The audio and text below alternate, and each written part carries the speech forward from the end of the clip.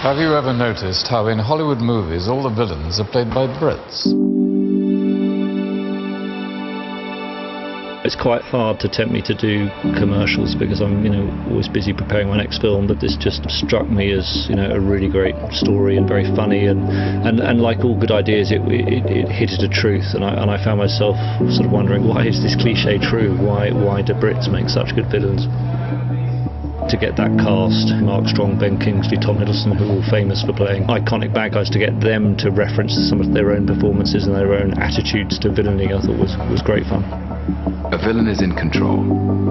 A villain is a mask of elegance and style, behind which is a whirring and brilliant intelligence. But the trick is to make it all look easy. I think the best bad guys are very charming and very witty, and their villainy, as it were, comes at the twist of a wrist or the flick of a finger. We never break a sweat, we don't get our hands dirty, and the devil plays all the best tunes, particularly in a British accent.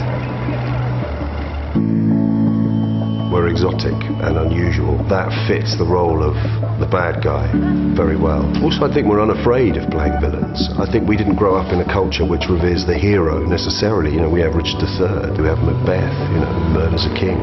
The reason why I think villains are kind of important is a hero is only as good as his villain. You can't be a hero without a villain. My formative years were with Shakespeare.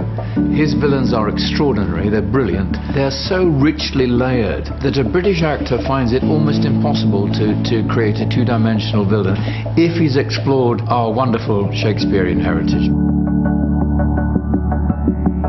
It's actually one of the great pleasures as a director who brought up in London to be able to use your own city. And actually it was quite fun to shoot in all these iconic locations. Pretty much all the action you see is done for real. The helicopter chasing the car is done for real, which kind of in a way gives you more latitude maybe to play on the humour at the same time. Mark Strong turned out to be incredibly impressive in doing his own driving with the Russian arm. He was true to his villainous character, and that he was completely calm about doing, manoeuvres. First thing I noticed about the car is the kind of roar of it. You're sitting low down, looking over that dashboard with that bonnet, with that noise. I mean, I can see why you might have thought that was a kind of villain of all cars.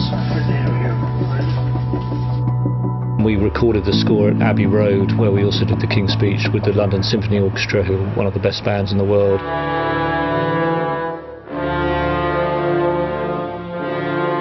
Alexandre Desplat did an amazing job creating a score that both referenced the tradition of sort of action movie scores, but also, of course, being Alexandre, come up with a really memorable melody. It was interesting to effectively do in miniature a genre I've not done as a film, so it definitely made me more curious to try the genre to longer length than 2 minutes.